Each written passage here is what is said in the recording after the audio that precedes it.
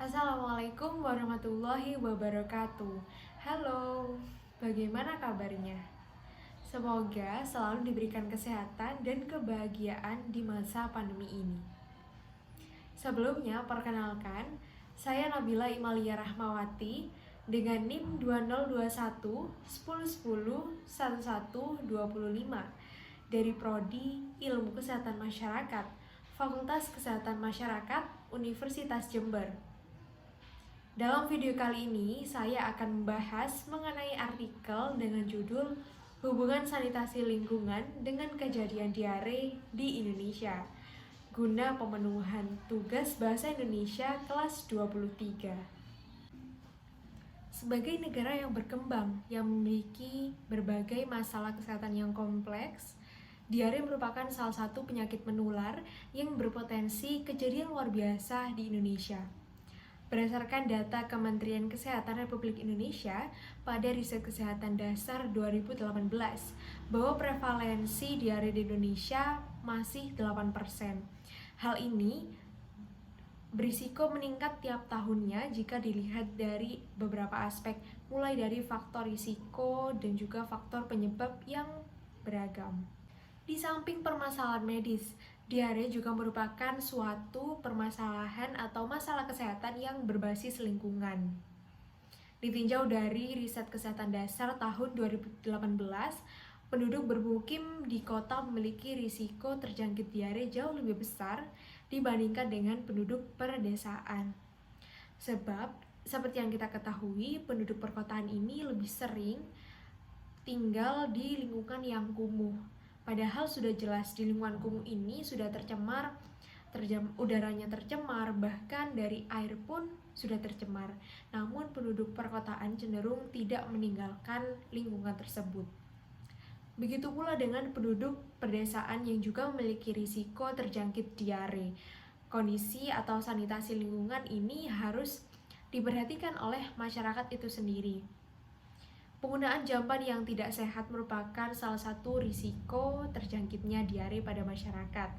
Selain itu, rendahnya cakupan air bersih untuk pemanfaatan masyarakat, baik untuk pembersihan diri maupun untuk konsumsi, ini masih rendah di Indonesia, sehingga hal tersebut merupakan faktor risiko terjangkitnya diare di Indonesia. Bagian yang kedua yakni pembahasan mengenai ruang lingkup diare.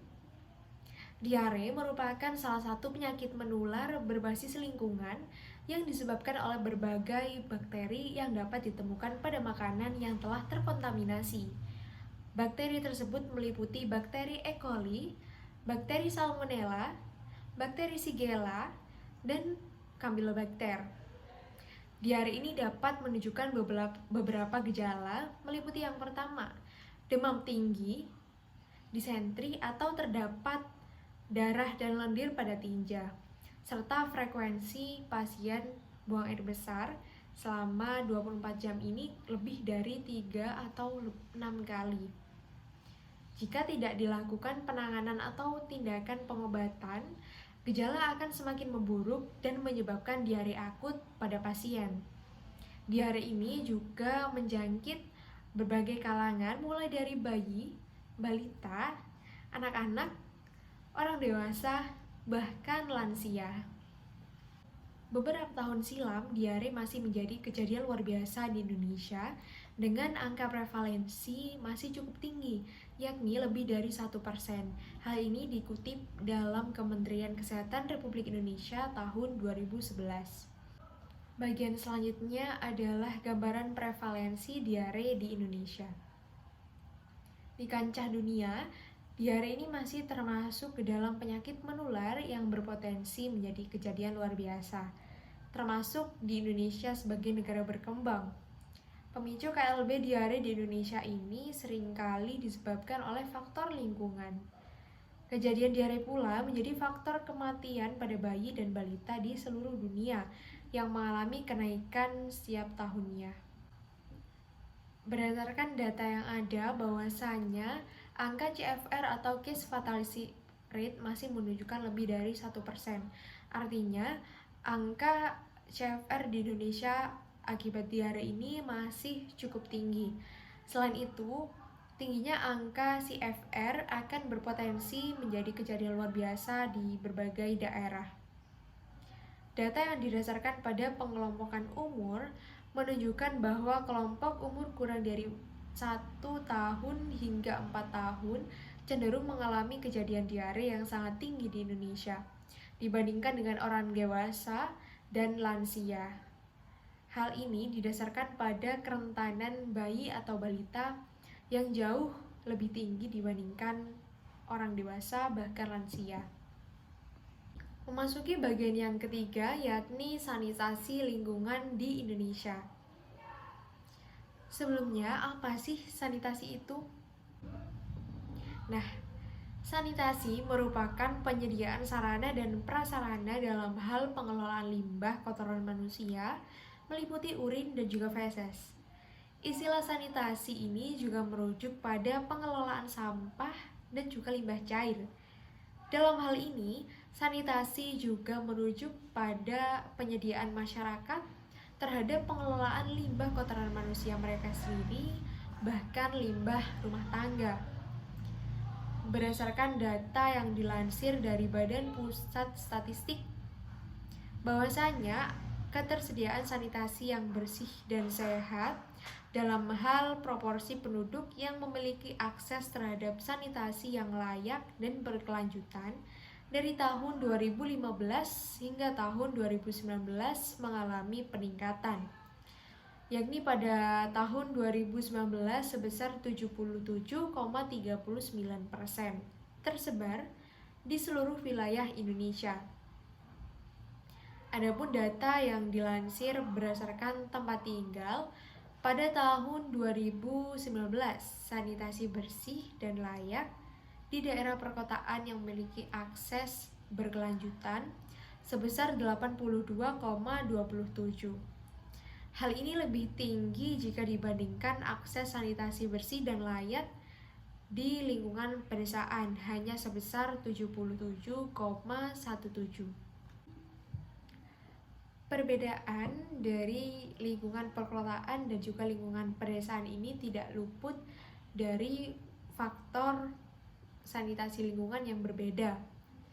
Sanitasi lingkungan ini meliputi kepemilikan jamban, penyediaan air bersih untuk aktivitas sehari-hari, baik kebersihan diri bahkan untuk konsumsi, dan juga penggunaan air bersih.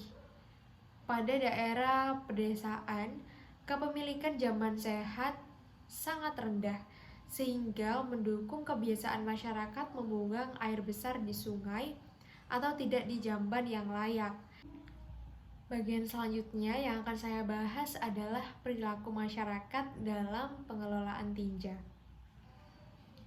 Perilaku masyarakat ini akan sangat berpengaruh terhadap kesehatan masyarakat, tidak hanya untuk mengukur kerentanan kesehatan masyarakat terhadap penyakit diare.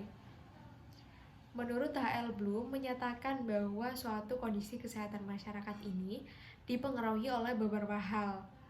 40% kesehatan masyarakat ditentukan pada kondisi lingkungan, 30% ditentukan oleh faktor perilaku oleh masyarakat itu sendiri, 20% dipengaruhi oleh faktor pelayanan kesehatan, dan 10% dipengaruhi oleh faktor genetika. Oleh karena itu, pembuangan tinja sangat berpengaruh terhadap kejadian diare yang dialami oleh masyarakat. Berdasarkan Kementerian Kesehatan Republik Indonesia tahun 2019, hubungan kepemilikan jamban atau perilaku buang air besar di jamban dengan kejadian diare sangat erat. Bagian yang terakhir adalah simpulan. Angka kejadian diare di Indonesia cenderung menurun tiap tahunnya hingga tahun 2018. Yakni pada 2018, angka kejadian diare sebesar 756 kasus. Namun sayangnya, terjadi peningkatan kematian yang disebabkan oleh diare tahun 2017 menuju ke tahun 2018. Pada tahun 2017 terjadi 34 kematian, sedangkan pada tahun 2018 terjadi 36 kematian. Di samping faktor medis, Beberapa faktor non-medis berperan penting dalam pengendalian angka kejadian diare di Indonesia. Dari beberapa penelitian yang telah dilakukan, terdapat hubungan antara kondisi sanitasi lingkungan, meliputi kepemilikan jamban sehat, hingga ketersediaan air bersih dengan kejadian diare di Indonesia. Selain itu juga faktor sampah atau penumpukan sampah yang kerap kali dilakukan oleh penduduk perkotaan juga berpengaruh terhadap risiko terjangkitnya penyakit diare. Selain faktor lingkungan, faktor perilaku masyarakat juga berpengaruh terhadap pengendalian angka kejadian diare, seperti aspek perilaku hidup bersih dan sehat atau PHBS masyarakat juga akan berpengaruh terhadap kejadian diare, entah itu masyarakatnya kurang akan kesadaran PHBS, bahkan tidak melakukan sama sekali PHBS ini untuk menurunkan angka kejadian diare di Indonesia. Dari berbagai permasalahan di atas, pemerintah terus mencanangkan program lintas sektor guna untuk menekan angka kejadian diare di Indonesia dan juga menurunkan risiko kejadian luar biasa diare di Indonesia. Upaya ini mulai dari pembiasaan penanganan tinja di jamban yang sehat hingga ketersediaan air bersih di masyarakat, terutama pada daerah yang sulit terjangkau fasilitas kesehatan. Melalui peningkatan kualitas pelayanan kesehatan hingga penyuluhan sanitasi yang sehat, perlu dilakukan secara berkala oleh pemerintah, yakni petugas puskesmas setempat.